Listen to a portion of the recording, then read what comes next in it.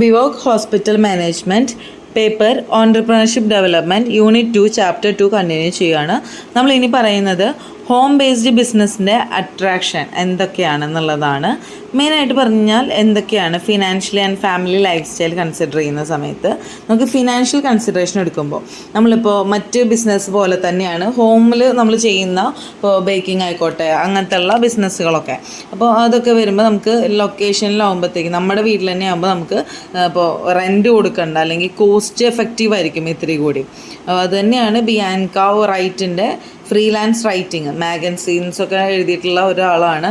So ആൾക്ക് കമ്പ്യൂട്ടറും പിന്നെ ഓഫീസ് സപ്ലൈസ് ഇൻ്റർനെറ്റ് കണക്ഷനൊക്കെയാണ് വേണ്ടി വന്നുള്ളൂ. അത് ഹോം ബേസ്ഡ് ആയിട്ട് ആൾ സുഖമായിട്ട് ചെയ്തു, മാഗസീൻസ് ഉണ്ടാക്കി, അഡ്വർടൈസിങ് ചെയ്തു, അങ്ങനെയുള്ള കാര്യങ്ങളൊക്കെ. സോ അതാ പറഞ്ഞാൽ ഇത്തിരിയും കോസ്റ്റ് എഫക്റ്റീവ് ആയിരിക്കും. പിന്നെ ഫാമിലി ലൈഫ് സ്റ്റൈൽ കൺസിഡറേഷൻസ്, നമുക്ക് കുറേ ദൂരെ പോയിട്ടോ അല്ലെങ്കിൽ ടൈം സ്പെൻഡ് ചെയ്യാതെ ഫാമിലിയായിട്ട് ടൈം സ്പെൻഡ് ചെയ്യാതിരിക്കേണ്ട കാര്യമൊന്നുമില്ല. ഫാമിലി ലൈഫും ഇത്തിരിയും കൂടുതലുണ്ടായിരിക്കും ഓഫീസ് ലൈഫിനേക്കാളും. ഓക്കെ, അപ്പോൾ അതാണ്. പിന്നെ ടെക്നോളജി ആൻഡ് ചലഞ്ചസ് പറയുമ്പോൾ ഇപ്പോൾ അഡ്വാൻസ്മെൻറ്റ് വന്നിട്ടുണ്ടെന്നുണ്ടെങ്കിൽ കുഴപ്പമില്ല. ഇപ്പോൾ ഫോർ എക്സാമ്പിൾ കമ്പ്യൂട്ടേഴ്സ് ആണെങ്കിലും fax machines, voice mail, email, ഇതൊക്കെ ടെക്നിക്കൽ ടൂൾസാണ്. അതൊക്കെ ഹോം ബേസ്ഡ് ബിസിനസ്സുകാർക്ക് ഇത്രയും ഈസി ആയിട്ട് യൂസ് ചെയ്യാവുന്നതാണ്. അപ്പോൾ അത്തരം ടെക്നോളജീസൊക്കെ ഉണ്ടെന്നുണ്ടെങ്കിൽ അവർക്ക് ഇത്രയും ബിസിനസ് ഇപ്പോൾ ഇൻ്റർനെറ്റ് ബേസ്ഡൊക്കെ അവർക്ക് ഇത്രയും ഡെവലപ്പ് ചെയ്യാനായിട്ട് പറ്റും. കുറേ അപ്പോൾ ബിസിനസ് കിട്ടാനൊക്കെ തുടങ്ങും. പിന്നെ ബിസിനസ് ഇമേജ് എന്ന് പറഞ്ഞിട്ടുണ്ടെങ്കിൽ ഒരു പ്രൊഫഷണലിസം ഇമേജ് കീപ്പ് ചെയ്യാനായിട്ട് വർക്കിംഗ് അറ്റ് ഹോമിൽ ചെയ്യുന്ന സമയത്ത് നല്ല രീതിക്ക് അത് ഇപ്പോൾ ടെലിഫോണിക്കായിട്ട് കസ്റ്റമേഴ്സ് വിളിക്കുന്ന സമയത്ത് എടുത്തുകൊണ്ട് അവർക്ക് റിപ്ലൈ ചെയ്തുകൊണ്ട് നല്ലൊരു ഇമേജ് കീപ്പ് ചെയ്യാനായിട്ട് പറ്റും.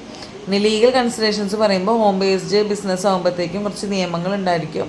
ഇപ്പോൾ ഓർഡിനൻസുകൾ അതുപോലുള്ള കാര്യങ്ങൾക്കൊക്കെ പെർമിഷൻസ് നമ്മുടെ ഏരിയ അനുസരിച്ചിട്ട് വരും.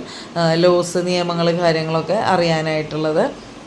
ഇനി സ്റ്റാർട്ടപ്പ് ബിസിനസ് നമ്മൾ ഇൻ്റർനെറ്റിൽ ചെയ്യുന്ന സമയത്ത് ഇപ്പോൾ നിങ്ങൾക്കറിയാം ഡിജിറ്റൽ എക്കണോമി എന്ന് പറയുന്നത് ഇപ്പോൾ വളരെയധികം ഇമ്പോർട്ടൻ്റ് ആണ് അല്ലേ.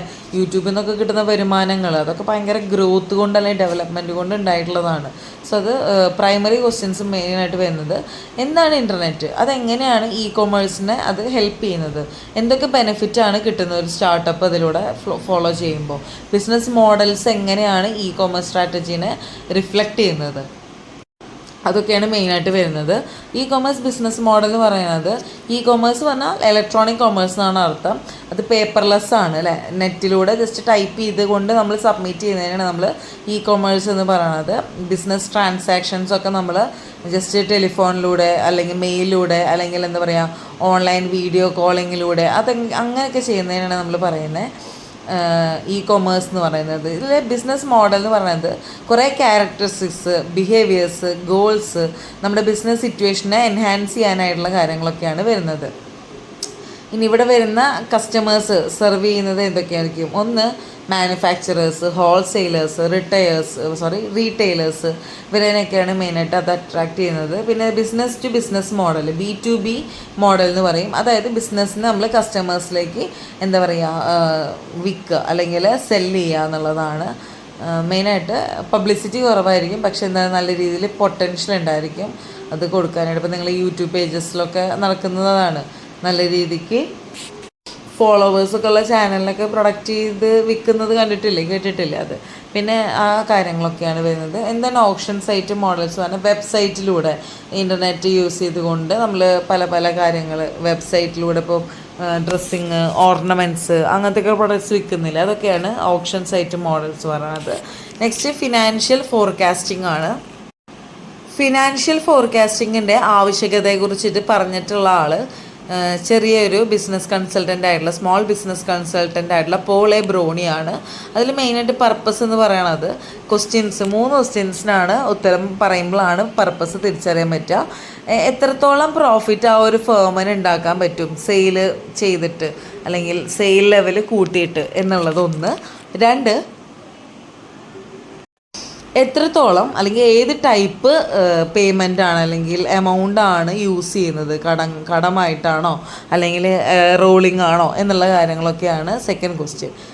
ഇനി നല്ല രീതിയിൽ ക്യാഷ് ഫ്ലോസ് ഉള്ളതാണോ, വരുമാനമുള്ള ഷോപ്പാണോ അല്ലെങ്കിൽ വരുമാനമുള്ള ബിസിനസ്സാണോ എന്നുള്ളതനുസരിച്ചിട്ടാണ് വരുന്നത്. ഇനി ഫോർകാസ്റ്റിംഗ് പ്രോഫിറ്റബിലിറ്റി എങ്ങനെയാണ് അത് ചെക്ക് ചെയ്യുന്നത് എന്നുള്ളതാണ്. ഒരു ഫേമിൻ്റെ മൊത്തത്തിലുള്ള ഇൻകം ഡിപ്പെൻഡ് ചെയ്യുന്നത് 5 കാര്യങ്ങളിലാണ്. ഒന്ന്, എത്രത്തോളം സെയിലിൽ എമൗണ്ട് കിട്ടുന്നുണ്ട്, വിറ്റിട്ട് എത്ര പൈസ കിട്ടുന്നുണ്ട്, വിൽക്കുന്ന പ്രൊഡക്ട്സിൻ്റെ ഗുഡ്സിൻ്റെ എമൗണ്ട് എത്രയാണ്, കോസ്റ്റ് എത്രയാണ്, പിന്നെ മൊത്തം അവിടെ എന്തോരം ചിലവ് വരുന്നുണ്ട്, ഇപ്പോൾ കറണ്ടിനായിക്കോട്ടെ, പ്രൊഡക്റ്റ് ഡിസ്ട്രിബ്യൂട്ട് ചെയ്യാനായിക്കോട്ടെ, അങ്ങനെയുള്ള മൊത്തത്തിൽ ചിലവ് എത്ര വരുന്നുണ്ട്. പിന്നെ ഇൻട്രസ്റ്റ് എക്സ്പെൻസ്, ഇപ്പോൾ നമ്മൾ കടം വാങ്ങിയിട്ടാണ് അല്ലെങ്കിൽ ബോറോ ചെയ്തിട്ടാണ് നമ്മൾ പൈസ ഇൻവെസ്റ്റ് ചെയ്തിരിക്കുന്നതില്ലെങ്കിൽ അതിൻ്റെ ഇൻട്രസ്റ്റ് എത്ര, അതിൻ്റെ പ്രിൻസിപ്പൽ എത്ര, അതിൻ്റെ എത്ര ചിലവുണ്ട്, പിന്നെ ടാക്സ് എത്ര അടയ്ക്കണം എന്നുള്ളതൊക്കെ നോക്കിയിട്ടാണ് നമ്മുടെ ഒരു ഇൻകം നമുക്ക് അല്ലെങ്കിൽ ഒരു നെറ്റ് ഇൻകം ആ ഒരു ഇതിനെ ഡിവൈഡ് ചെയ്ത് നമുക്ക് അറിയാനായിട്ട് പറ്റുള്ളൂ. ഇത്രയും കാൽക്കുലേഷൻസ് ചെയ്തിട്ടാണ് നമുക്ക് എന്ത് ചെയ്യാൻ പറ്റുക, 5 ഡിപ്പെൻഡൻ്റ് ആയിട്ടുള്ള വേരിയബിൾസ് ഉണ്ട്. ഓക്കെ.